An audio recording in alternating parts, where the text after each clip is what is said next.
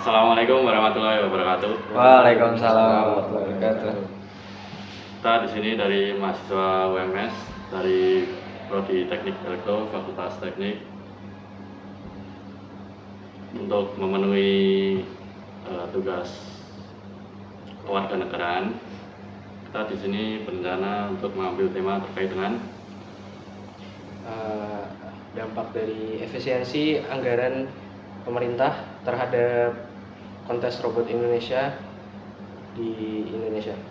Nah, sebelum masuk di topik pertama, kita perkenalan terlebih dahulu. Saya Muhammad Rafi Hussein Al-Mustafa dengan NIM D400240036. Saya Farel Sada Syahraza dengan NIM D400240041. Saya Mikdad Tegal Fawas dengan NIM D400240042. Nah, di sini kita ingin mewawancarai dengan salah satu ketua tim dari KRI itu sendiri.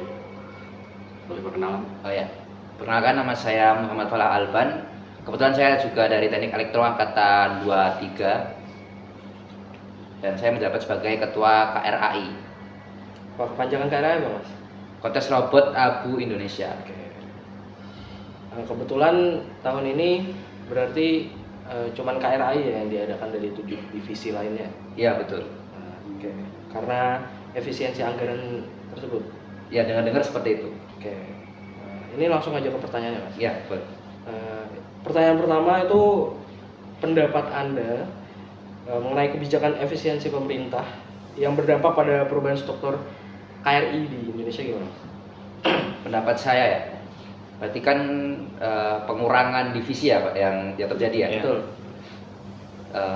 Yang saya rasakan tuh karena kebetulan saya divisi yang tidak dikurangi, jadi divisi itu tetap lanjut, tetap ada, tidak dihilangkan.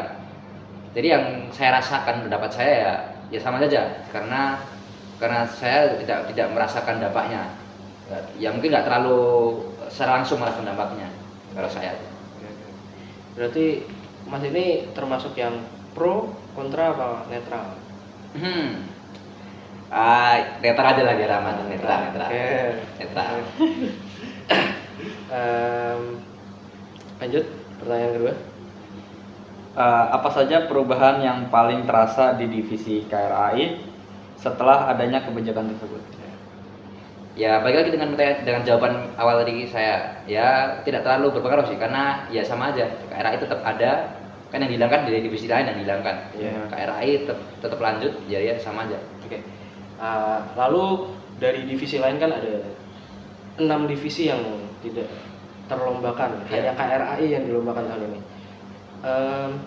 Mungkin dari tim-tim anggota dari tim lain itu apakah ada yang join di KRAI? Oh ya, kebetulan di UMS sendiri itu ada kebijakan itu pemusatan anggota. Jadi karena divisi-divisi lain itu tidak dilombakan, jadi ada beberapa dari divisi anggota lain, anggota divisi lain ikut ke KRAI biar bisa ya tadi ikut join, ikut bantu, ikut belajar bersama biar tidak mati itu. Oke. Divisi lainnya. Lanjut. Pertanyaan ketiga. Pertanyaan ketiga itu bagaimana strategi divisi KRI agar tetap dapat menjalankan program kerja secara efektif dengan kondisi yang saat ini? Strategi ya. Untuk strategi kedepannya ya sebenarnya kompleks sebenarnya kalau dibicarakan soal strategi.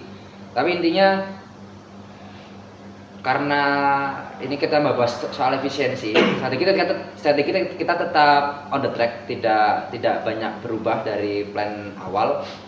Jadi ya strategi tetap ke depan sih, tetap nggak ada yang gimana sih soal strategi.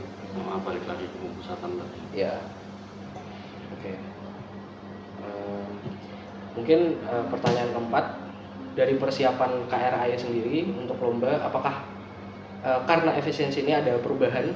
Apakah dana dari kampus itu susah didapat atau pengurangan dana atau bagaimana persiapannya? Mungkin kalau dari dana dari kampus ya, itu ya rasakan malah karena mungkin kita lebih effort juga dalam mengusahakannya, dan yang terasa malah kita di divisi KR itu mendapat keuntungan karena mungkin dana yang dikeluarkan itu tidak dibagi menjadi 7 divisi atau 4 divisi, dan hanya dibagi ke 1 divisi aja. Jadi mungkin dananya bisa lebih mudah dan lebih banyak gitu. Oke. Untuk semisal barang-barang seperti itu, seperti microcontroller, karena kita berhubungan dengan robot, Ya. jadi kan banyak alat-alat teknologi ya. Ya. Jadi seperti yang saya dengar, alat-alat teknologi seperti itu karena semakin rendahnya Nilai rupiah. juga, apakah itu mempersulit kita untuk membeli barang atau lebih mahal atau gimana? Ya, jelas mempengaruhi karena itu kan barang-barang elektronik itu kan biasanya kan impor, barang-barang ya harganya mau nggak mau naik. Jadi di toko manapun naik gitu barang-barang itu. Lanjut. Oke, pertanyaan yang kelima. Bagaimana koordinasi antar anggota setelah beberapa divisi itu digabungkan atau digabung menjadi disederhanakan? Koordinasi saat pengusahaan tadi ya, setelah Iya, pengusahaan setelah pemusatan. itu juga plus minus sih menurut saya. Jadi ada bagusnya karena membantu ya. Lebih banyak orang seharusnya lebih meringankan, lebih bisa dibagi rata bebannya. Itu mungkin plusnya. Kalau minusnya tetap ya sebagai ketua itu mungkin ada effort lebih untuk mengatur lebih banyak anggota seperti itu, karena ya semakin banyak anggota semakin tanggung jawab semakin besar. Oke. Tapi pemikiran antar tim itu sama apa berbeda untuk penggabungan pemusatan tadi? Kalau untuk hal itu harusnya pasti setiap masa itu beda-beda. Jadi di tim kami itu perbedaan pendapat itu ya wajar dan pasti terjadi sih. Dan bahkan itu yang membuat kita semakin bisa lebih maju karena selalu ada pro kontra yang bisa menghasilkan kesimpulan yang baru seperti itu. Betul.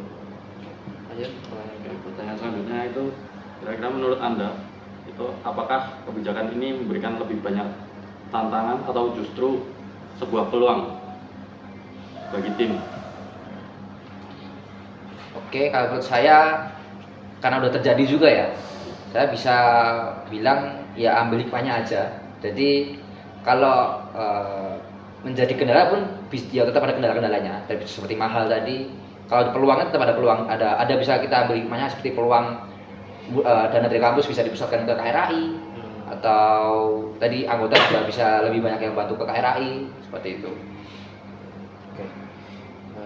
Lalu untuk pertanyaan selanjutnya, pertanyaan terakhir, harapan Mas Alban sendiri kepada pemerintah maupun pihak universitas terkait keberlangsungan KRI di masa depan. Apakah Mas Alban berharapnya itu 7 divisi itu kembali seperti semula atau nggak apa-apa cukup 1 divisi aja gitu? Jujur ya, sebenarnya kalau saya pun walaupun tahun ini hanya satu divisi, sebenarnya saya merindukan ada 7 divisi. Oke. Ya, yang pasti lebih seru.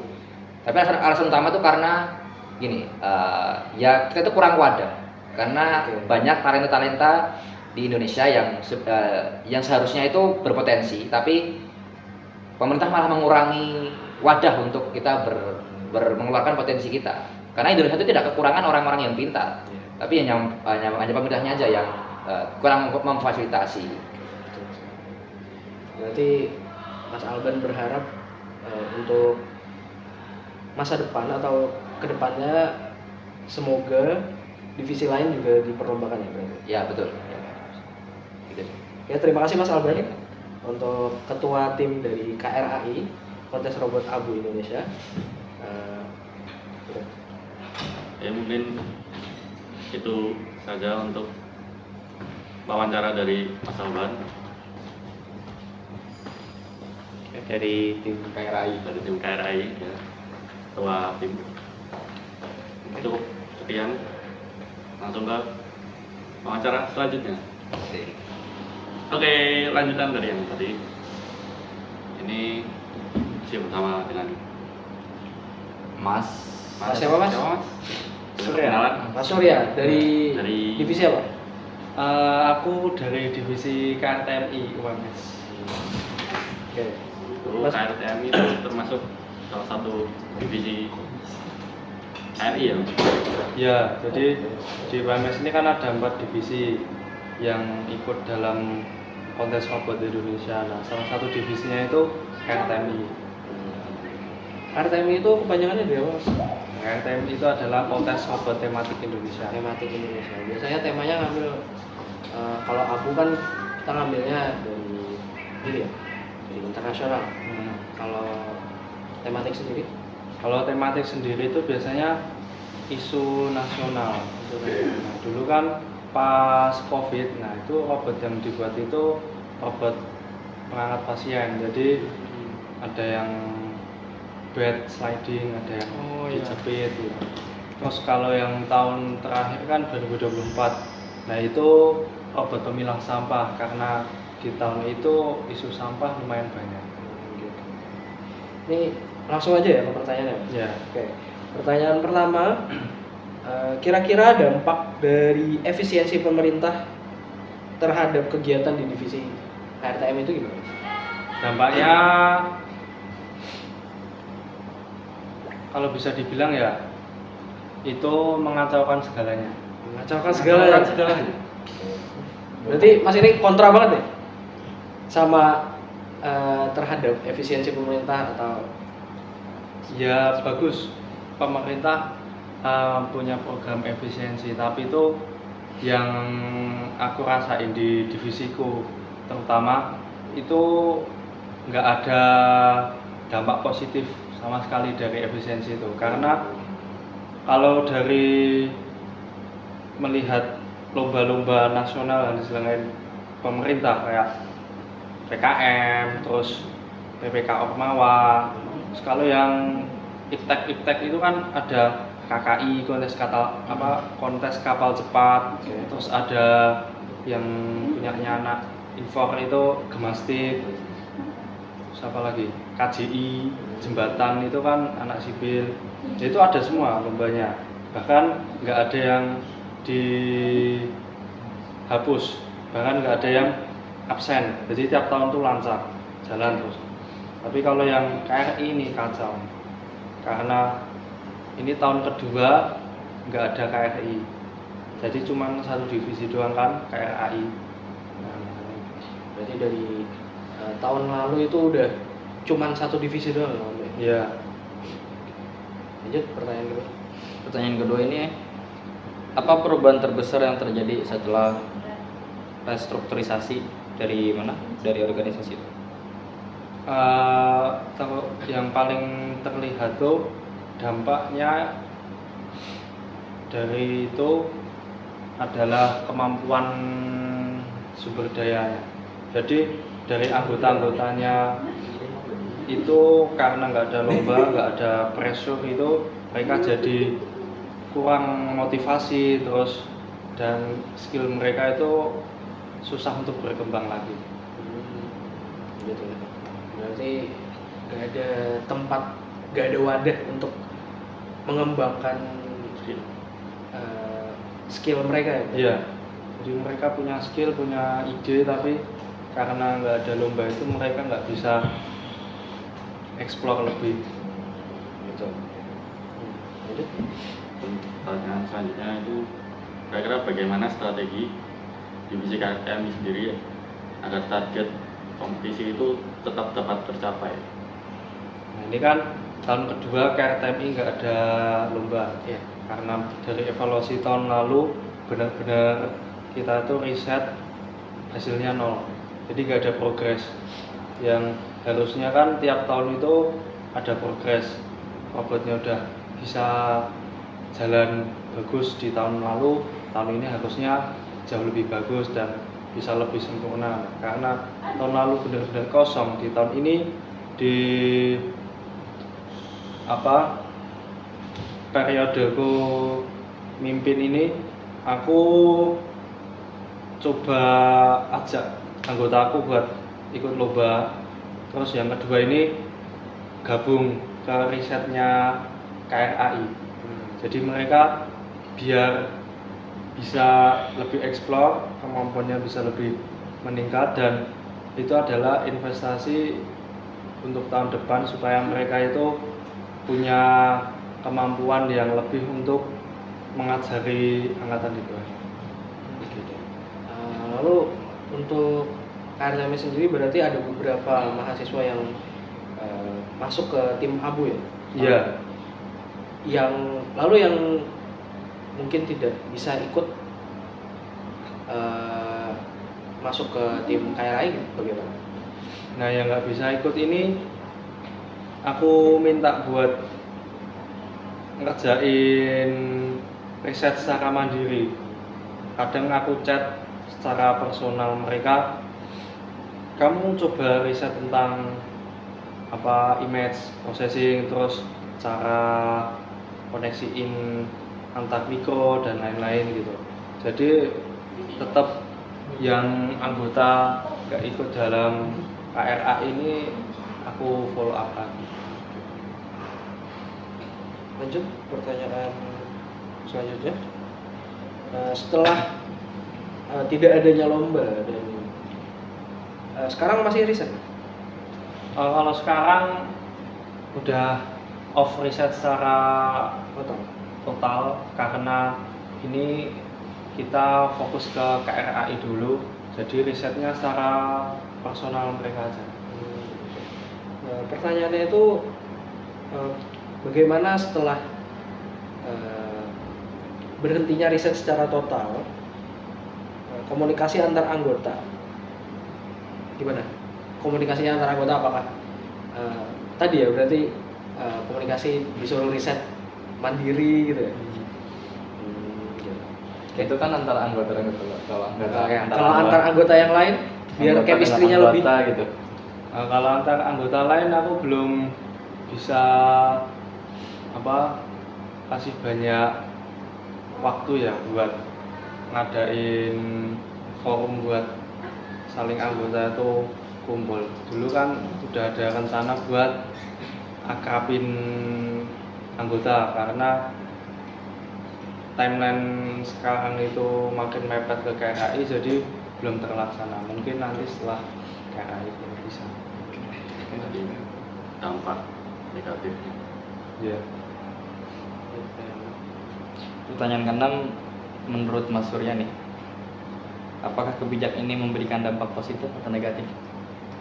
Nah, kebijakan efisiensi itu kalau memang sistem pengelolaannya benar dan merata, aku rasa dampaknya positif. Tapi yang aku rasain dari efisiensi ini, terutama di KRTM itu negatif, karena itu tadi masih jadi pertanyaan kenapa KRTMI terus 6 divisi yang lain di KRI itu nggak ada lombanya, padahal semua lomba nasional, tingkat nasional itu lombanya tetap diselenggarain meskipun dalam efisiensi ini. Jadi yang masih pertanyaan kenapa kementerian nggak berani mengadakan lomba-lomba itu lagi.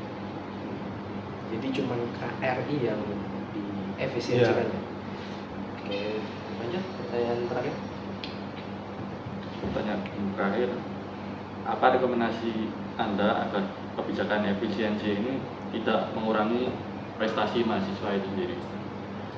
Nah, kalau menurutku itu yang jelas bolehlah efisiensi, tapi kalau untuk prestasi mahasiswa, terutama tentang penyelenggaraan lomba itu kalau bisa jangan menghapuskan lomba yang sudah ada tiap tahunnya, karena itu nanti akan berdampak ke iklim riset dan iklim belajar yang sudah dibangun secara konsisten tiap tahunnya di semua universitas yang ikut lomba itu. Jadi kalau efisiensi ke masalah yang lebih urgent daripada menghilangkan sebuah lomba. Lalu semisal dalam kedepannya itu 1 tahun atau 2 tahun ke depan itu tidak ada diberitahukan kalau ternyata nanti KRI hanya satu divisi aja. Jadi untuk 6 divisi lainnya itu ditiadakan sama sekali, bagaimana? Ditiadakan total oleh pemerintah. Bagaimana menurut Mas Surya sendiri? Apakah nanti dari UMS sendiri ada 4 divisi, apakah 3 divisi itu digabung semua menjadi satu atau bagaimana? Kira-kira? Ada rencana kita mau ikut mulai debut di divisi KRI yang lain, yaitu yang orbit bawah air. Itu Jadi- masih diselenggarakan ya? Itu diselenggarakan meskipun sempat vakum 1 tahun lalu. Tahun ini diselenggarakan tapi masuknya ke lomba KKI. Itu kontes kapal. Ya. Itu saja. Ya, mungkin untuk wawancaranya untuk dari Ketua KRTMI dari Mas Surya. Terima kasih Mas Surya. Terima kasih. Sama-sama. Cukup sekian. Next. Tahu? Podcast selanjutnya. Terus itu dipotong ya? Tak potong. Semisal nanti menitnya udah lama, kita nggak usah wawancara lagi. Nah, ini tutup. 2 scene. Mungkin cukup sekian. Wassalamualaikum warahmatullahi wabarakatuh. Waalaikumsalam warahmatullahi wabarakatuh.